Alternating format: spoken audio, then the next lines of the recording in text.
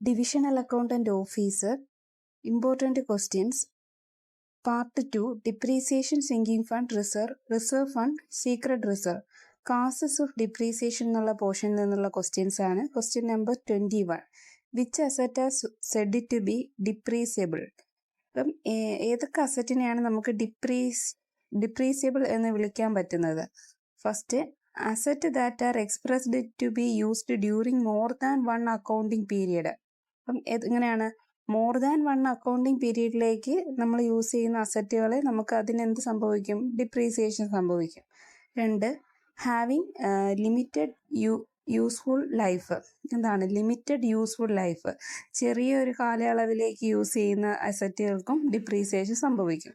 3, എന്താണ് are held by enterprises for using in the production or supply of goods and services for rental or other or for administrative purpose and not for purpose of sale in ordinary course of business. ഇവിടെ എന്താ ഒരു എന്റർപ്രൈസസിന്റെ പ്രൊഡക്ഷനോ സപ്ലൈക്കോ ആവശ്യമായിട്ട് വരുന്ന ഒരു asset ആയിരിക്കാം, goods and services കൊടുക്കുന്നതിന് ഉള്ള asset ആയിരിക്കാം, അല്ലെങ്കിൽ നമ്മുടെ അസറ്റ് റെന്റിന് കൊടുക്കുന്നതാവാം, അഡ്മിനിസ്ട്രേറ്റീവ് പർപ്പസിന് വേണ്ടിയാവാം. എന്താണ് ഒരു ഓർഡിനറി കോഴ്സ് ഓഫ് ബിസിനസ്സിൽ ഉപയോഗിക്കുന്ന എല്ലാ അസറ്റുകൾക്കും എന്ത് സംഭവിക്കാറുണ്ട്? ഡിപ്രീസിയേഷൻ സംഭവിക്കാറുണ്ട്. അപ്പോൾ ഈ 3 കേസസ് ആണ് നമുക്ക് ഡിപ്രീസിയേഷൻ സംഭവിക്കുന്നു, ഒരു ബിസിനസ്സിൽ ഫിക്സഡ് അസറ്റിന് ഡിപ്രീസിയേഷൻ സംഭവിക്കുന്നു എന്ന് പറയാവുന്നത്. Next question 22. Give some examples for depreciable asset. ഏതൊക്കെയുണ്ട്? മെഷീനറി ഉണ്ട്, machinery, plant, furniture, building, computer, trucks, van, equipments. ഇതൊക്കെ പറഞ്ഞേക്കുന്നതൊക്കെ ഫിക്സഡ് അസറ്റുകളാണ്. മെഷീനറി ഫിക്സഡ് അസറ്റ് ആണ്. പ്ലാന്റുകൾ, ഫർണിച്ചർ, ബിൽഡിംഗ്, ഇതിനൊക്കെ എന്ത് സംഭവിക്കുന്നുണ്ട്? ഡിപ്രീസിയേഷൻ സംഭവിക്കുന്നുണ്ട്. കമ്പ്യൂട്ടർ, ട്രക്ക്, വെഹിക്കിൾ, ഇതൊക്കെ ഫിക്സഡ് അസറ്റ് ആണ് ഒരു ബിസിനസ്സിനെ സംബന്ധിച്ചിടത്തോളം. അപ്പൊ ഇതിനെല്ലാം എന്തുണ്ട്? ഡിപ്രീസിയേഷൻ ഉണ്ട്. Next question 23.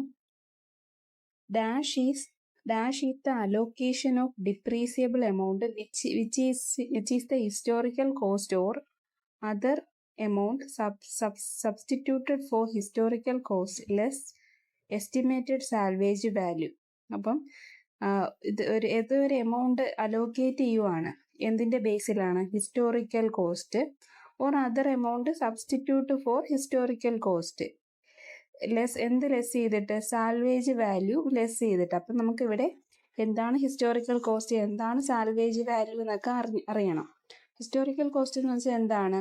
ഒരു കമ്പനി ഒരു മെഷീനറി വാങ്ങിക്കുന്ന സമയത്ത് അതിന്റെ വില 35,000 രൂപയാണെന്ന് വെച്ചോളൂ. അപ്പം 5 വർഷം അത് ഉപയോഗിച്ച് കഴിഞ്ഞ് നമ്മളത് സെക്കൻഡ് ഹാൻഡ് വിലയ്ക്ക് വിൽക്കുന്ന സമയത്ത് ആ മെഷീനറിക്ക് വാങ്ങിച്ച വില കിട്ടുമോ? ഇല്ല. അതിന് വില കുറയാ മീൻസ് അത് മെഷീനറിക്ക് ഡിപ്രീസിയേഷൻ സംഭവിക്കുന്നുണ്ട്. അതുകൊണ്ടാണ് അതിന് വില കുറയുന്നത്. ചിലപ്പോൾ ഒരു 10 രൂപ 15 രൂപയൊക്കെ കിട്ടുള്ളൂ മെഷീനറിക്ക്. അപ്പം നമ്മുടെ ഹിസ്റ്റോറിക്കൽ കോസ്റ്റ് എന്ന് വെച്ചാൽ കമ്പനി ആ അസറ്റ് വാങ്ങിച്ച സമയത്ത് റെക്കോർഡ് ചെയ്ത കോസ്റ്റ് ആണ് ഹിസ്റ്റോറിക്കൽ കോസ്റ്റ്. എത്രയാണ് ഇപ്പം അസറ്റ് മെഷീനറി വാങ്ങിച്ച സമയത്ത്? 35,000. അപ്പം ആ 35,000 ആണ് ഹിസ്റ്റോറിക്കൽ കോസ്റ്റ് എന്ന് പറയുന്നത്. അടുത്ത ഇനി സാൽവേജ് വാല്യൂ എന്താന്ന് നോക്കാം. സാൽവേജ് വാല്യൂ എന്ന് വെച്ചാൽ എന്താണ്? The value of the property at the end of its useful life എന്ന് വെച്ചാൽ എന്താണ്? അത് ഇപ്പോഴും നമുക്ക് ഉപയോഗിക്കാൻ പറ്റുന്നതാണ്. അപ്പം വാങ്ങിച്ച സമയത്ത് അതിന്റെ വാല്യൂ 1,00,000 രൂപയായിരുന്നു. 10 വർഷം ഉപയോഗിച്ചിട്ട് നമുക്കതിന്റെ വാല്യൂ എന്തായാലും കുറയും, പക്ഷെ അത് ഇനിയും യൂസ് ചെയ്യാം. അതിൽ നിന്ന് പ്രൊഡക്ടിവിറ്റി ഉണ്ട്. It impulses that the product is further we can use. അപ്പൊ അങ്ങനെയുള്ള അപ്പൊ അതിന് പിന്നെയും വാല്യൂ ഉണ്ട് എന്നാണ് അർത്ഥം. അതിൽ നമുക്ക് പിന്നെ ഇൻകം ജനറേറ്റ് ചെയ്യാം. സോ സാൽവേജ് വാല്യൂ എന്ന് പറയുമ്പോൾ അതാണ്. നമുക്കൊരു സെക്കൻഡ് ഹാൻഡ് ആണെങ്കിലും നമുക്കത് വാങ്ങിച്ചിട്ട് നമുക്കതിൽ നിന്ന് ബെനഫിറ്റ് ഉണ്ട്. അപ്പം എസ്റ്റിമേറ്റഡ് സാൽവേജ് വാല്യൂ. നമുക്കിവിടെ ക്വസ്റ്റ്യനിൽ എന്താണ് പറയുന്നത്? ഇപ്പം എന്തോ ഒരു എമൗണ്ട് അലോക്കേറ്റ് ചെയ്യുവാണ്. എന്താണ് amount which is in the historical cost or other amount substituted four historical cost less estimated cost. അതിനെ വിളിക്കുന്ന പേരെന്താണ്? ഒരു എമൗണ്ട് അലോക്കേറ്റ് ചെയ്യുന്നതിനെ ഡിപ്രീസിയേഷൻ എന്നാണ് വിളിക്കുന്നത്. അപ്പം ഡിപ്രീസിയേഷൻ ഡിക്രീസ് ചെയ്യുവാണ്, വാല്യൂവിൽ ഡിക്രീസ്, സാൽവേജ് ഓഫ് വാല്യൂ, പിന്നെ സ്ക്രാപ്പ് വാല്യൂ എന്നൊക്കെ പറയുന്നുണ്ട്. അപ്പം സ്ക്രാപ്പ് വാല്യൂ വേറെയാണ്, ഇവിടെ എസ്റ്റിമേറ്റഡ് സാൽവേജ് വാല്യൂ വെച്ചാൽ നമുക്ക് അതിൽ നിന്ന് ഇനിയും വാല്യൂ കിട്ടും. അതൊക്കെ എസ്റ്റിമേറ്റ് ചെയ്തുകൊണ്ട് ഒരു എമൗണ്ട് അലോക്കേറ്റ് ചെയ്യുന്നതിനെ വിളിക്കുന്ന പേരാണ് ഡിപ്രീസിയേഷൻ. അടുത്ത 24, depreciation amount is expressed useful life of an asset and it has been described as. അപ്പം യൂസ്ഫുൾ അസറ്റിനാണ് നമ്മൾ ഡിപ്രീസിയേഷൻ കാൽക്കുലേറ്റ് ചെയ്യുന്നത്. അപ്പം അതിനെ എങ്ങനെയൊക്കെ ഡിസ്ക്രൈബ് ചെയ്യുന്നുണ്ട്? The period over which the depreciable asset is expected to the used by the enterprise. അപ്പം depreciable asset ആണെങ്കിലും അതിപ്പോഴും യൂസ്ഫുൾ ആണ്. അസറ്റ് എൻ്റർപ്രൈസ് എന്ത് ചെയ്യുന്നുണ്ട്? ഈ ഡിപ്രീസിയേഷൻ കാൽക്കുലേറ്റ് ചെയ്യുന്ന സമയത്ത് അത് യൂസ് ചെയ്യുന്നുണ്ട്. Second, the number of production of similar unit expected to obtain from the use of the asset by enterprise. അപ്പം ആ ഒരു അസറ്റ് ഉപയോഗിച്ചിട്ട് എത്ര പ്രൊഡക്ഷൻ നമുക്ക് നടത്താം, അതെല്ലാം കാൽക്കുലേറ്റ് ചെയ്യുന്നുണ്ട്. ഡിപ്രീഷ്യബിൾ അസറ്റ് ആണെങ്കിലും ഇപ്പോൾ അത് കറൻ്റ്ലി വർക്കിംഗ് ആണ്, അതുപയോഗിച്ച് നമ്പർ ഓഫ് യൂണിറ്റ് എത്ര പ്രൊഡ്യൂസ് ചെയ്യാമെന്ന് കാൽക്കുലേറ്റ് ചെയ്യുന്നുണ്ട് enterprises. Next question 25, features of depreciation. ഡിപ്രീസിയേഷൻ്റെ ഫീച്ചേഴ്സ് ആണ് പറയുന്നത്, താഴെ പറയുന്നത്. 1, it is decline in the book value of fixed asset. അപ്പം ഡിക്ലൈൻ ആണ് എന്ന് വെച്ചാൽ ഡിക്രീസ്, താഴ്ന്നുകൊണ്ടിരിക്കുകയാണ്. ഡിക്ലൈൻ മീൻസ് താഴുക. അപ്പം ബുക്ക് വാല്യൂ കുറഞ്ഞുകൊണ്ടിരിക്കുകയാണ്. ബുക്ക് വാല്യൂ എന്ന് വെച്ചാൽ എന്താണ്? പ്രസന്റ്ലി ആ പ്രോപ്പർട്ടിക്ക് എത്ര എമൗണ്ട് കിട്ടും അതാണ്. എന്നുവെച്ചാൽ ബുക്ക് വാല്യൂ എന്ന് പറയുന്നത് എങ്ങനെ നമുക്ക് കാൽക്കുലേറ്റ് ചെയ്യുന്നത്? Initial cost or original cost minus depreciation. ഓരോ വർഷവും ബുക്ക് വാല്യൂ എന്ത് ചെയ്തുകൊണ്ടിരിക്കുക? ഡിക്ലൈൻ ചെയ്തുകൊണ്ടിരിക്കുകയാണ്, കുറഞ്ഞുകൊണ്ടിരിക്കുകയാണ്. അപ്പം it is decline in the book value of fixed asset. 2, it includes loss of value due to reflection of time usage or obsolescence. ഇപ്പം എന്തൊക്കെയാണ് എങ്ങനെയാണ് ഈ വാല്യൂ നമുക്ക് കുറയുന്നത്? ടൈം ഇപ്പം 2020 വാങ്ങിച്ചത് 2025 വരെ അത് മെഷീനറി നമ്മൾ യൂസ് ചെയ്യുമ്പോൾ സ്വാഭാവികമായിട്ടും അതിന് ലോസ് ഉണ്ടാവും. ആ മെഷീനറിക്ക് ഡിപ്രീസിയേഷൻ, തേയ്മാനങ്ങൾ സംഭവിക്കാം. ഒബ്സലൻസ് എന്ന് പറയുന്നത് എന്താണ്? ഒബ്സലൻസ് എന്ന് നമ്മൾ മീൻ ചെയ്യുന്നത് എന്താണ്? Decrease in the value of an asset due to new innovations, change in habit and taste of people. അപ്പം എന്തെങ്കിലും ഒരു ഇന്നവേഷൻസോ ഹാബിറ്റിലുണ്ടാകുന്ന ചേഞ്ചസോ പീപ്പിൾസിൻ്റെ പീപ്പിൾസിന് വേറൊരു ഓപ്ഷൻ ഉണ്ട്, മാറി ചിന്തിക്കാൻ, അത് വാങ്ങിക്കേണ്ട മറ്റത് വാങ്ങിക്കാം, അപ്ഡേറ്റഡ് പ്രോഡക്റ്റ് വന്നിട്ടുണ്ട് എന്നൊക്കെ. അപ്പം അതൊക്കെയാണ് ഒബ്സലൻസ് എന്ന് പറയുന്നത്. അപ്പം സെക്കൻഡ് പോയിന്റ് മനസ്സിലായല്ലോ. ഈ കാരണങ്ങളാൽ ലോസ് സംഭവിക്കുന്നു.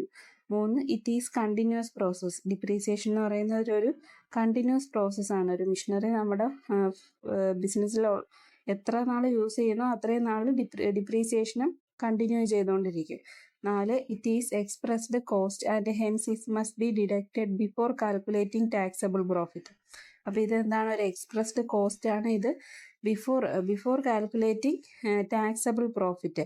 ടാക്സബിൾ പ്രോഫിറ്റ് കാൽക്കുലേറ്റ് ചെയ്യുന്നതിന് മുമ്പ് തന്നെയാണ് ഇതെന്ത് ചെയ്യുന്നത്? ഡിഡക്റ്റ് ചെയ്യുന്നത് depreciation. 5, it is a non cash expense. It does not involve any cash flow. It is the process of write off the capital expenditure already incurred.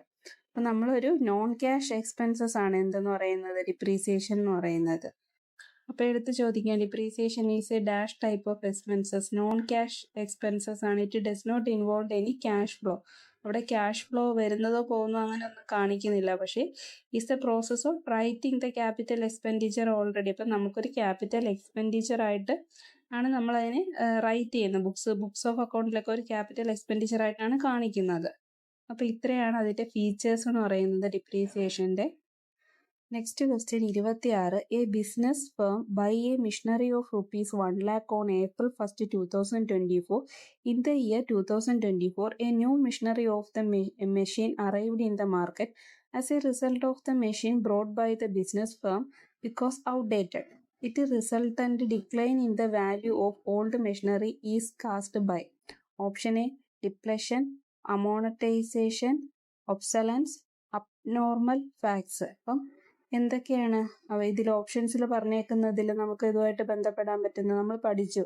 ഇതിൽ നമ്മൾ options, ഈ obsolescence എന്താണെന്ന് നമ്മൾ പഠിച്ചു. ഒബ്സലൻസ് എന്താണ്? ഒബ്സലൻസ് എന്ന് പറയുന്നത് എന്താ? ഒരു ന്യൂ ഇന്നോവേഷൻസ് വരികയാണെങ്കിലോ, ചേഞ്ച് ഇൻ ദ ഹാബിറ്റോ, പീപ്പിൾസിൻ്റെ ടേസ്റ്റിലോ, ഇംപ്രൂവ്മെൻറ്റ് ഇൻ ടെക്നോളജി ഒക്കെ വരികയാണെങ്കിലാണ് ഒബ്സലൻസ് എന്നുള്ള വാക്ക് നമ്മൾ പറയുന്നത്. അപ്പോൾ ഇതിൻ്റെ അവിടെ എന്താ സംഭവിച്ചത്? ഒരു ന്യൂ വേർഷൻ ഓഫ് മെഷീനറി വന്നു. ഏപ്രിൽ 1 2024 വാങ്ങിച്ചു. പക്ഷെ ആ വർഷം തന്നെ ഒരു ന്യൂ വേർഷൻ ഓഫ് മെഷീനറി മാർക്കറ്റിൽ അവൈലബിൾ ആയി. അപ്പം നമുക്ക് എന്ത് സംഭവിച്ചു? ഒബ്സലൻസ് സംഭവിച്ചു. Next question number 27. The amount of depreciation basically depends upon 3 factors. ഏതൊക്കെയാണ് 3 factors? 1 cost, 2 useful life, 3 net realisable value. അപ്പോൾ ഡിപ്രീസിയേഷന് 3 ബേസിക് ഫാക്ടേഴ്സ് ആണ് അഫക്റ്റ് ചെയ്യുന്നത്. കോസ്റ്റ്, ഒരു ഫിക്സഡ് അസറ്റിൻ്റെ കോസ്റ്റ്, നമ്മൾ യൂസ് ചെയ്ത യൂസ്ഫുൾ ലൈഫ്, എത്ര വർഷം ആ അസറ്റ് യൂസ് ചെയ്തു എന്നുള്ളത്, നെറ്റ് റിയലൈസബിൾ വാല്യൂ, ഇപ്പോൾ അസറ്റിന് എത്ര രൂപ മാർക്കറ്റിലുണ്ട് എന്നുള്ളത്. അത് 3 factors. Next question 28. Causes of depreciation. First one, wear and tear due to use of passage of time, expiration of legal right, obsolescence, abnormal factors, non-use, accident. അപ്പോൾ ഇത്രയും കാര്യങ്ങളാണ് ഡിപ്രീസിയേഷനെ അഫക്റ്റ് ചെയ്യുന്നത്. അപ്പോൾ എന്തൊക്കെയാണ്? Wear and tear, use of passage of time, സമയം കടന്നു. ഇപ്പം 2020 വാങ്ങിച്ചു, 25 ആയപ്പോഴത്തേക്കും അതിന് ഡിപ്രീസിയേഷൻ സംഭവിക്കും. വർഷങ്ങൾ ടൈം പാസ് ചെയ്യുമ്പോഴത്തേക്കും. ലീഗൽ റൈറ്റ് എക്സ്പയറി ആവുന്നു. അപ്പോൾ ഏതെങ്കിലും ഒരു ബിൽഡിങ്ങിന്, ഒരു കമ്പനിക്ക് ലീഗൽ റൈറ്റ് ഉണ്ട് ഇത്ര നാളത്തേക്ക് യൂസ് ചെയ്യാവുന്നത്. അപ്പോൾ അത് എക്സ്പയറി ആവുകയാണെങ്കിൽ അതൊരു ഡിപ്രീസിയേഷനാണ്. ഒബ്സലൻസ് എന്ന് പറയുന്നതും ഒരു ഡിപ്രീസിയേഷനാണ്. നമ്മൾ പറഞ്ഞു ന്യൂ ഇന്നോവേഷൻസ് ഒക്കെ മാർക്കറ്റിൽ വന്നു കഴിയുമ്പോൾ നമ്മുടെ പ്രോഡക്റ്റ് ഔട്ട്ഡേറ്റഡ് ആവും. നമ്മുടെ മെഷീനറിയോ ഫർണിച്ചറൊക്കെ അപ്ഡേറ്റഡ് ആവുന്നുണ്ട് പുതിയ ഡിസൈനും ടെക്നോളജിയൊക്കെ വരുമ്പോൾ. Abnormal facts. അപ്പോൾ അബ്നോർമൽ ഫാക്ട്സ് എന്താണ്? അതെന്ന് വെച്ചാൽ ഇതൊരു അൺഎക്സ്പെക്റ്റഡ് ലോസ് ആണ്. നമ്മുടെ ഫേമിൽ ഉണ്ടാകുന്ന അൺഎക്സ്പെക്റ്റഡ് ലോസസ് എന്ന് പറയുമ്പോൾ ആക്സിഡൻറ്റ്, പിന്നെന്താ തെഫ്റ്റ്, എർത്ത്, ഫ്ലഡ് എന്നൊക്കെ പറയുന്നത് ഒരു അബ്നോർമൽ ഫാക്ട്സ് ആണ്. അത് നമ്മുടെ എന്താണ് ഡിപ്രീസിയേഷനായിട്ടാണ് കാൽക്കുലേറ്റ് ചെയ്യുന്നത്. Non use. അപ്പോൾ ഒരു 2020 വാങ്ങിച്ചു, ഇപ്പോൾ 24 അത് യൂസ് ചെയ്തിട്ടില്ല, എക്യുപ്മെൻറ്റ് അല്ലെങ്കിൽ ആ മെഷീനറി യൂസ് ചെയ്തിട്ടില്ല എന്നുണ്ടെങ്കിലും അതെന്താണ്? അതൊരു ഡിപ്രീസിയേഷനാണ്. ആക്സിഡൻറ്റ് നമുക്ക് അബ്നോർമൽ ഫാക്ട്സിൽ തന്നെ വരാം. അപ്പം ഇത്രയും കാസസ് ആണ് ഡിപ്രീസിയേഷൻ ഉണ്ടാവാനുള്ള കാസസ് എന്ന് നമ്മൾ പറയുന്നത്. Next question 29. The decrease in the asset technical capacities to serve the purpose for which it has meant. അപ്പോൾ അതിനെ എന്താണ് പറയുന്നത്? വെയർ ആൻഡ് ടിയർ എന്നാണ് പറയുന്നത്. Decrease in the asset technical capacities to serves the purpose for which it has been meant. ഇതിനെ wear and tear എന്നാണ് പറയുന്നത്. ഈ പാസേജ് ഓഫ് ടൈം, ടെക്നോളജീസൊക്കെ മാറുന്നു. അപ്പോൾ ഇത് എന്താണ്? യൂസ് ഓഫ് പാസേജ് ഓഫ് ടൈമിനെയാണ് വിയർ ആൻഡ് ടിയർ എന്ന് പറയുന്നത്. Next question 30. Another aspect of wear and tear is physical distortion. ഇപ്പം ഫിസിക്കൽ ഡിസ്ട്രോഷനാണ്. നമ്മളതിനെ ഫിസിക്കലി ഉപയോഗിച്ച് എന്താണ് തേയ്മാനം സംഭവിച്ചു. അപ്പം വേറൊരു ടേം എന്താണ് പറയുന്നത്? ഫിസിക്കൽ ഡിസ്ട്രോഷനാണെന്ന് പറയുന്നത്. 31. When the asset destroyed simply due to expose to the rigor of nature like weather, wind, rain, etc. അതെന്താണ്? അതിനെ എല്ലാം കൂടെ ചേർത്താണ് wear and tear due to passage of time. Passage of time വരുമ്പോൾ നമുക്കൊരു വർഷത്തിനിടയിൽ വേനൽക്കാലം വരാം, മഴക്കാലം വരാം. അപ്പോൾ അതിലെല്ലാം നമ്മുടെ ബിൽഡിങ്ങിനാണെങ്കിലും ബിൽഡിങ് സമയത്ത് പെയിൻറ് ചെയ്യണം. പിന്നെന്താ മെഷീനറി ആണെങ്കിൽ അതിന് തേയ്മാനങ്ങൾ സംഭവിക്കുന്നുണ്ട്. അപ്പം അതാണ് wear and tear due to passage of time എന്ന് പറയുന്നത്. നാച്ചുറലി ഉണ്ടാവുന്ന വെതറിനുണ്ടാവുന്ന ചേഞ്ച്, വിൻഡ്, റെയിന്, ഇതെല്ലാം നമുക്ക് ഡിപ്രീസിയേഷൻ്റെ കാസസ് ആയിട്ടാണ് അവർ പറയുന്നത്. 32. Certain value of asset loss their value after arrangement governing their use in business came to an end after the expiry of predetermined period. അതിനെ എന്താണ് പറയുന്നത്? എക്സ്പീരിയേഷൻ ഓഫ് ലീഗൽ റൈറ്റ്. നമ്മൾ നേരത്തെ പറഞ്ഞു, ഏതെങ്കിലും ഒരു ഗവൺമെൻറ്റിൻ്റെ ഒരു ലീഗൽ റൈറ്റ് അത് എക്സ്പയറി ആവുന്നു. അതും എന്താണ്? ലോസ്, എന്താണ്? വാല്യൂവിൽ ലോസ് ആണ് ഉണ്ടാവുന്നത്. Asset value of asset loss their, എന്താണ്? ലോസ് ആണ് after agreement governing their use. അപ്പം ഗവൺമെൻറ്റിൻ്റെ അല്ലെങ്കിൽ ഏതെങ്കിലും ഒരു എഗ്രിമെൻറ്റ് ലീഗലി എക്സ്പയർ ആവുന്നതിനെയാണ് അതും നമുക്ക് ഡിപ്രീസിയേഷനായിട്ട് കണക്കാക്കാം. 30ാമത്തെ question, examples for expiration of legal rights. എന്തൊക്കെയുണ്ട്? പേറ്റൻ്റ് ഉണ്ട്, കോപ്പിറൈറ്റ് ഉണ്ട്, ലീസ് ഉണ്ട്. ഇപ്പം എന്താണ് പേറ്റൻറ്റ്? പേറ്റൻറ്റ് റൈറ്റ് എന്ന് പറയുന്നത്, ഇപ്പം give the owner of an innovation the legal right to stop other from using it for set of period.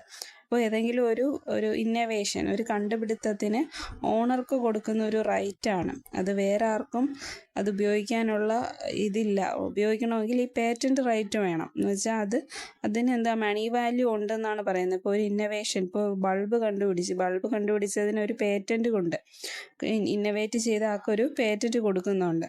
Computer കണ്ടുപിടിച്ചു, ചാൾസ് ബാബേജിന് പേറ്റൻറ്റ് റൈറ്റ് ഉണ്ട്. അപ്പം അതൊരു മണി വാല്യൂ ആണ്. ഇപ്പോൾ ഇൻ്റലക്ച്വൽ കാര്യങ്ങൾക്ക് നമ്മൾ IPR കൊടുക്കത്തില്ല, ഇൻ്റലക്ച്വൽ പ്രോപ്പർട്ടി റൈറ്റ്. അതുപോലെ ഒന്നാണ് പേറ്റൻറ്റ് റൈറ്റ്. പേറ്റൻറ്റ് റൈറ്റ് അത് ലീഗലി വാലിഡ് ആണ്. അതിന് ഒരു ഇയർ പറയുന്നുണ്ട്, ഇത്ര വർഷത്തേക്ക്. ആ വർഷം ഇപ്പോൾ 10 വർഷത്തേക്കാണെങ്കിൽ 10 വർഷത്തേക്ക് ഓണറുടെ കയ്യിൽ നിന്ന് പേറ്റൻറ്റ് വാങ്ങിച്ചിട്ട് നമുക്കത് യൂസ് ചെയ്യാം. ഇന്നവേറ്റ് ചെയ്ത ആളുടെ കയ്യിൽ നിന്ന് പേറ്റൻറ്റ് റൈറ്റ് വാങ്ങിച്ച് നമുക്കത് യൂസ് ചെയ്യാം. 10 വർഷം കഴിയുമ്പോൾ അതിൻ്റെ വാലിഡിറ്റി കഴിയുവാണ്, ലീഗൽ എക്സ്പയറി ആയി. നെക്സ്റ്റ് കോപ്പിറൈറ്റ് എന്ന് വെച്ചാൽ ബുക്സിനൊക്കെ കൊടുക്കുന്നതാണ്, ഓതേഴ്സിനൊക്കെ. ഒരു ബുക്ക് എഴുതിയ ഓതർ, ഇപ്പം ബെന്യാമിൻ ആടുജീവിതം എഴുതി. ബെന്യാമിൻ അത് പുറത്ത് പബ്ലിഷ് ചെയ്യണമെങ്കിൽ കോപ്പിറൈറ്റ് നമ്മൾ പബ്ലിഷിംഗ് കമ്പനി കോപ്പിറൈറ്റ് കൊടുക്കണം. ലീസ് എന്ന് വെച്ചാൽ നമുക്കറിയാം, നമ്മൾ ഓരോ വില കൂടിയ മിഷനറി വാങ്ങിക്കാൻ ക്യാപിറ്റൽ ഇല്ലെങ്കിൽ നമ്മൾ എന്തിനെടുക്കും? ലീസിനെടുക്കും, വാടകയ്ക്ക് എടുക്കും. അപ്പം ഇതിനൊക്കെ എന്ത് സംഭവിക്കുന്നുണ്ട്? എക്സ്പയറി ഓഫ് ലീഗാലിറ്റി എന്ന് വെച്ചാൽ അതിൻ്റെ വാലിഡിറ്റിക്ക് ഓരോ പീരീഡ് പറഞ്ഞിട്ടുണ്ട്. അത് തീരുമ്പോഴത്തേക്കും ആ ലീഗൽ റൈറ്റ് തീരുവാണ് ചെയ്യുന്നത്. അപ്പോൾ ഇത്രയും കാര്യങ്ങളാണ് examples for expiration of legal rights. Next question 31. What you mean by obsolescence? Obsolescence എന്താണെന്നാണ്. Obsolescence means the fact of being out of date. It impulses to an existing asset become out of date on account of the availability of better type of asset. Obsolescence എന്ന് പറയുന്നത് എന്താണ്? ഒരു asset outdate ആവുകയാണ്.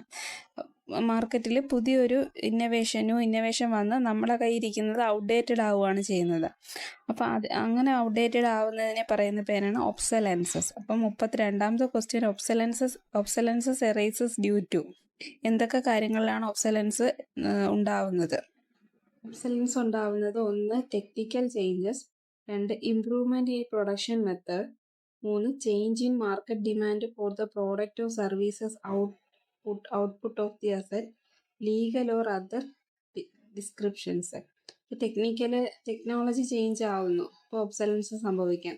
പുതിയൊരു method of production മാർക്കറ്റിൽ വന്നു, അപ്പം obsolescence സംഭവിക്കാം. മാർക്കറ്റിൽ ഡിമാൻഡ് മാറി, പ്രോഡക്റ്റിന് സർവീസസിന്, ഇപ്പോൾ കൊടുക്കുന്ന പ്രോഡക്റ്റിന് സർവീസസിൻ്റെ ഡിമാൻഡ് കസ്റ്റമേഴ്സിന് വേറെ പുതിയത് മാർക്കറ്റിൽ വന്നപ്പോൾ നമ്മുടെ പ്രോഡക്റ്റിൻ്റെ സർവീസസിൻ്റെ ഡിമാൻഡ് ചേഞ്ചായി. ലീഗലി നമുക്ക് അതിൻ്റെ റൈറ്റ് തീർന്നു. അപ്പം അങ്ങനെയുള്ള സാഹചര്യത്തിൽ ഒബ്സലൻസ് വരാം. Next question 33. The decline in the usefulness of the asset due to accidents such as fire, earth, flood etcetera in depreciation due to. ഇപ്പോൾ മോളിൽ പറഞ്ഞേക്കുന്ന എക്സാമ്പിൾസ് വെച്ച് നോക്കുമ്പോൾ ആക്സിഡൻറ്റ്, ഫയർ, എർത്ത്, ഫ്ലഡ് എന്നൊക്കെ പറയുന്നത് എന്ത് ടൈപ്പ് ലോസാണ്? ഒരു അബ്നോർമൽ ടൈപ്പ് ലോസാണ്. അപ്പോൾ അബ്നോർമൽ ഫാക്ടേഴ്സാണ്. അബ്നോർമൽ ഫാക്ടേഴ്സും നമുക്ക് എന്താണ്? ഡിപ്രീസിയേഷനാണ്. ഒരു എർത്ത് ഉണ്ടാകുന്നത്, തീപിടുത്തം ഉണ്ടാകുന്നത്, വെള്ളപ്പൊക്കം ഉണ്ടാകുന്നതൊക്കെ നമുക്ക് ഡ്യൂ ടു ഡിപ്രീസിയേഷൻ്റെ ഭാഗമാണ്. 33. Accident loss is permanent but not coming in continuing nature. അപ്പോൾ ആക്സിഡൻറ്റ് ലോസ് എന്ന് പറയുന്നത് പെർമനൻ്റ് ആണ്, പക്ഷെ അത് എന്ത് ചെയ്യുന്നില്ല? ബിസിനസ്സിൽ കണ്ടിന്യൂ ചെയ്യുന്നില്ല. അപ്പോൾ അതൊരു കണ്ടിന്യൂയിങ് നേച്ചർ അല്ല എന്നാണ് പറയുന്നത്. ആക്സിഡൻറ്റ് ലോസ് ബട്ട് പെർമനൻ്റ് ആണ്, എന്ത് ചെയ്യുന്നില്ല? കണ്ടിന്യൂ ചെയ്യുന്നില്ല. But not continuing in nature. 33. A car which has been repaired after an accident will not fetch the same price in the market even if it has been not used in depreciation due to. അപ്പം ഒരു accident ആയ car repair ചെയ്തു, അത് കഴിഞ്ഞ് അതിനെ cell ചെയ്യുന്ന സമയത്ത് same പ്രൈസിന് മാർക്കറ്റിൽ നമുക്ക് വിൽക്കാൻ പറ്റുമോ? ഇല്ല. അപ്പം ആക്സിഡൻറ്റ് വന്നതിന് കുറച്ച് ഡാമേജുകളൊക്കെ പറ്റി, അപ്പോൾ അതിനെന്തുണ്ട്, ഒരു ലോസ് ഉണ്ട് അവിടെ. അത് കുറച്ച് തേയ്മാനം സംഭവിച്ചു അതിന്. അപ്പോൾ അതെന്ത് ലോസ് ആയിട്ടാണ് എന്ത് ഫാക്ടറാണ് അവിടെ വരുന്നത്? അബ്നോർമൽ ഫാക്ടറാണ് അത് വരുന്നത്. അത് ആക്സിഡൻ്റ് എന്ന് പറയുന്നത് ഒരു അബ്നോർമൽ ലോസ് അല്ലേ? അപ്പം അബ്നോർമൽ ഫാക്റ്റിലാണ് അത് വരുന്നത്. ഇത്ര ക്വസ്റ്റ്യനേ ഉള്ളൂ. Thank you.